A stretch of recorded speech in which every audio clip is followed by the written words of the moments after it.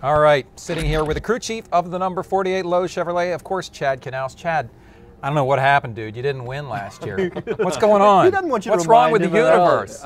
Maybe he does want me to remind him. Trust me, you're not the first one to ask the question. It's just... That's the way it is. You can't win them all. I understand, and we understand that. What's odd is everybody that says, you can't win them all was surprised that we didn't. And it's kind of funny, but it's a tough series. And we all know that. We all understand that. The competition is ever closer than what it's been. NASCAR does a really good job with the parity. And last year we had some missed opportunities. We really did. We had some races that we should have won that we didn't take advantage of, and that hurt us come the end of the season. For whatever reason, it could have been a bad pit stop, a poor pit call on my part, maybe Jimmie made a mistake, whatever the situation. But I think that it helped us. Let's be quite honest with ourselves. Going 10 years of battling for the championship, I think it took a toll on us. Jimmie was a little bit tired. I was a little bit tired, especially getting down towards the end of the season.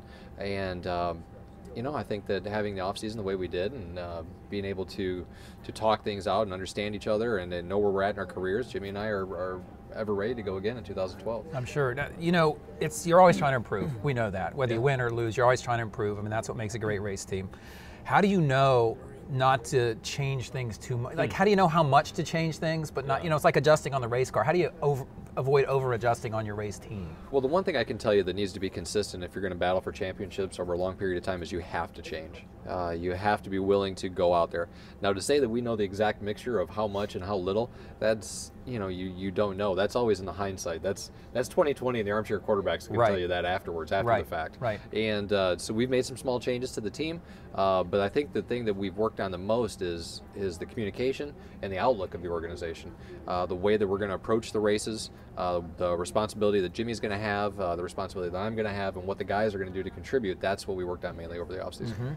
I know it's sort of antithetical, but now that there's been a little bit of distance between you guys and Homestead, is not winning the championship in any way, did that relieve some pressure that the streak came to an end?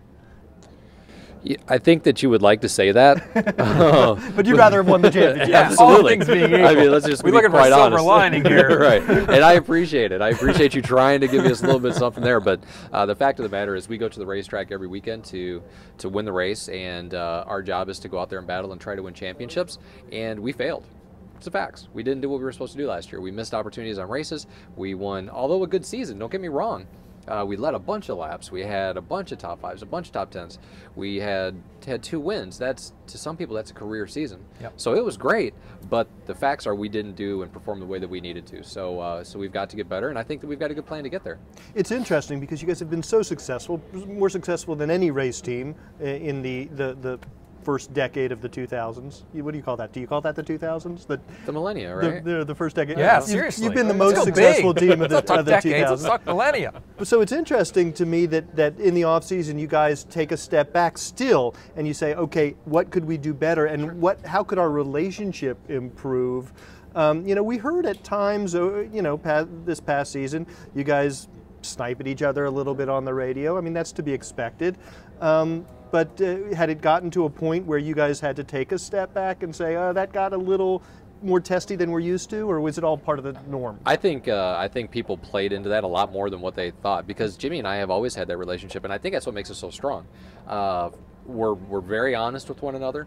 I mean, I tell him if I think he's doing something wrong. He tells me if he thinks that I'm doing something wrong. That is our relationship, and we've always had that. We won a race in Charlotte a couple years ago, and he says, I'm going to strangle you when I get out of the car, and everybody played that up. But we won the race, there's a picture of us in victory lane. He's got his hands around my neck. So it's not like that what we went through last year was something new. But what we do continuously do is we try to keep ourselves going. We try to always build on whatever happens. We try to get better, whether it be a good time or a bad time. We try to learn from it and grow from it. And I think Jimmie and I, we just had a long talk yesterday, actually, and we're in a better place than we've been in a long time. I think we're in the best place we've been since we came into the 2006 season. Right. And I'm really excited about it. You just scared a lot of other crew chiefs right there with that. The race car itself, Chad. It seems like you guys are in a tight box these days. Is it hard to find areas to work in, to innovate in, within the confines of the rules? Is that a challenge for you? It is. Because it seems like that would be a fun part of the job, is, and as trying to find those things, right? As you know, I've been in trouble yes, for finding, yes, finding you have. those You things. push it. Hey, baby, that's what you got to do. So it's okay. I understand what the sanctioning body tries to do. NASCAR is in a very, very tough spot, trying to keep us all the same. But I think there's a lot of different levels to it. It helps the competition stay closer, but then it makes the racing a little bit more difficult. So it's tough. From a crew chief and a team standpoint, all we want to do is help our team win races. So there's some racetracks where Jimmie can carry us and he does an awesome jobs. There's another racetrack or 2 or 3 or 5, whatever it may be, that Jimmie isn't as good as somebody else, and it's up to us to try to find an advantage. So we have to work on that, and it's tough. Especially staying, through the legality aspect of it and make sure you don't get in trouble. So it's a tough balance. Absolutely. All right, Chad Knaus from Hendrick Motorsports should have a pretty good year this year, I'm thinking, Chad. You guys are still the favorites, yeah? Still the favorites. Still the favorites. Still the favorites. Are we? I don't know. I Yeah. mean, where's the line of Vegas? We said I said. Did you say he was the favorite? Because I did. Just Yeah, well, I just said it. Okay. They're their favorites. Get with me, and before Thanksgiving, we'll talk about it again. all right. Thanks, Chad. Yeah. Rowdy.com. Say it like it is. Say what like it is? Rowdy.com.